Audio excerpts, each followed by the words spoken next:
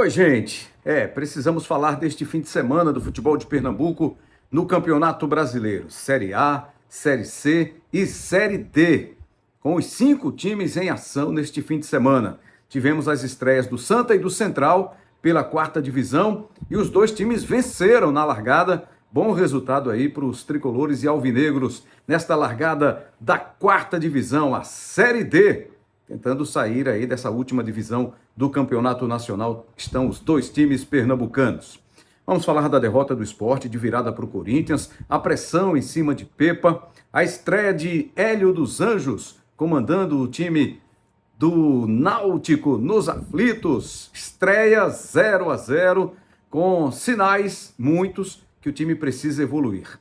Antes, pedindo aqui para você se inscrever no canal, no Rembrandt TV, para você deixar o seu like, aquele joinha, né? Aquele sinal de positivo, que valeu a pena aqui o conteúdo, que vale a pena para mais gente acompanhar aqui os nossos conteúdos. Também ativar o sininho para receber a notificação sempre que tiver um conteúdo novo.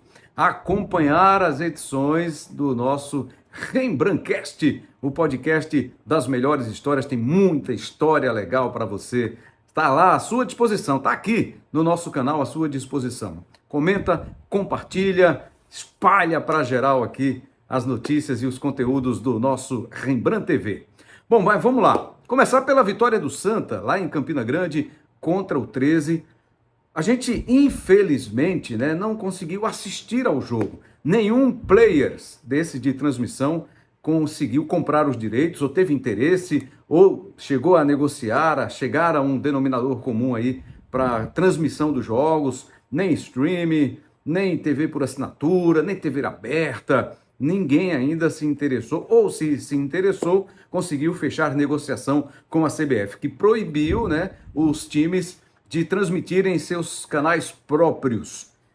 Se transmitir, pelo menos foi assim, o recado, a mensagem da CBF, aí o time que transmitir vai perder a ajuda de custo para a logística dos times, para essas viagens que acontecem durante o campeonato nacional. Bom, e aí a gente ficou aguardando os melhores momentos. Exibimos no canal, na TV Tribuna, no Jogo Aberto Pernambuco, os lances de Santa Cruz e 13, e pelo que a gente viu, o Santa Cruz levou sufoco, O goleiro Felipe Alves foi um dos destaques da equipe, conseguiu fazer defesas importantes, e o Santa, numa bola de Israel, de cabeça, conseguiu fazer o gol da vitória.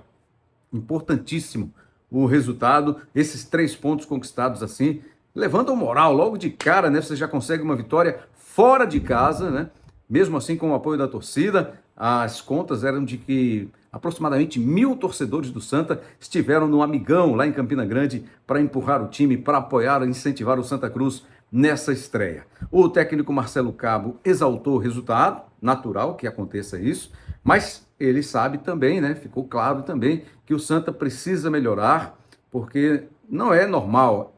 Hoje em dia, é difícil até você dizer que não é normal, mas o Santa Cruz é um time com mais peso que o 13 de Campina Grande, mas acabou levando um sufoco lá em Campina Grande, mas conseguiu a vitória. Joga em casa na próxima rodada, domingo, recebe o Horizonte, jogo às 3 da tarde. É isso mesmo. Então é um adversário cearense no caminho do Santa Cruz para a próxima partida. Também pela Série C, mas antes de destacar aí a Série D, de passar para a Série C, dizer que o Marcelo Cabo falou até conosco, nos deu entrevista também lá no Jogo Aberto na TV Tribuna, na semana passada, falando que ele vai diminuir o grupo, vai trazer mais qualidade, vai indicar algumas peças aí que o Santa ainda sente necessidade, e alguns jogadores devem sair também, Ao longo aí desses dias, o Santa Cruz deve fazer outras mexidas, anunciar outras saídas e chegadas. É natural que isso aconteça. Bom, outro time da Série D, o Central, jogando em casa, lá no Lacerdão, venceu o Ferroviário, outro cearense. O Ferroviário que foi adversário do Central, e o Central conseguiu uma boa vitória, 2-1.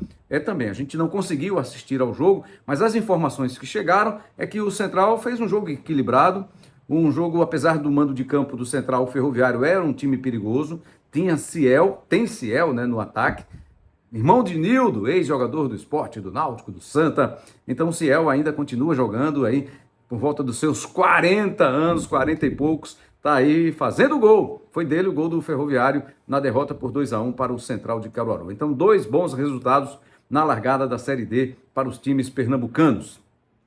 Agora, falando da Série C, hoje a gente fez uma análise, né? Que o Náutico, a estreia, o fato novo, a mudança de comando, o Náutico criou algumas boas oportunidades contra o Botafogo, jogando nos aflitos, o Botafogo da Paraíba, mas não conseguiu empurrar a bola para dentro. Teve a volta de Paulo Sérgio, importantíssimo aí para o Náutico. O Náutico na estreia tinha sido derrotado pelo Itabaiana de Sergipe por 2-1. Foi quando o Náutico decidiu então trocar o comando, tirou Marquinhos Santos, contratou o Hélio dos Anjos, que encontrou com um grupo aí, 2 trabalhos, e aí já estava comandando o time à beira do campo. Ele até disse depois que ali pela 4ª rodada, ou seja, daqui a 2 rodadas, o time já estará em boas condições, com um bom entendimento de jogo dos conceitos do Hélio dos Anjos. Isso é importante, porque esse é um grupo que não foi montado por ele, é fundamental aqui destacar isso. É um grupo montado pelo Marquinhos Santos e pela diretoria do Náutico. Então eles montaram o grupo com o Marquinhos Santos e decidiram demitir o Marquinhos Santos depois da primeira derrota na Série C. É claro que tem aí também acumulado a oscilação, né? Acumulada a oscilação do Náutico nesse início de ano. Náutico que acabou eliminado no Campeonato Pernambucano, não conseguiu chegar aí à fase final, a decisão do campeonato, ficou pelo caminho ali na derrota para o Retrô, e isso já ali nas quartas de final, né? E aí veio também, apesar da vitória na Copa do Brasil, da classificação para a 3ª fase, onde vai enfrentar o São Paulo, mas aí tem a questão do rendimento também. Vitória contra Ceará, contra Sport, contra Vitória, quer dizer, times da Série A que meio que mascararam um pouquinho, né? Que o Náutico não estava bem, não estava bem treinado, esse é um fato, porque a gente não consegue assistir mais aos treinos, né? Já tenho falado sobre isso aqui. Então, a nossa observação é em cima do jogo. E no jogo, o Náutico, poucas vezes foi um Náutico que deixou o torcedor assim confiante de uma boa sequência de temporada. E aí chegou o Hélio dos Anjos para dar esse choque, para dar essa motivação, essa vibração aí para o time. E, claro, também vai esperar chegar alguns reforços que serão certamente indicados por ele. 0-0 foi o placar do jogo. Próxima partida aí tem mais uma semana de trabalho o técnico Hélio dos Anjos até o próximo compromisso. Também pela Série C, na estreia de Milton Mendes, a reestreia de Milton Mendes, o time do Retrô jogou lá em Campinas contra a Ponte Preta, até criou boas oportunidades, teve até mais chances do que a Ponte Preta, mas a bola da Ponte Preta entrou 1-0, vitória do time de Campinas. O jogo foi disputado lá no Moisés Lucarelli.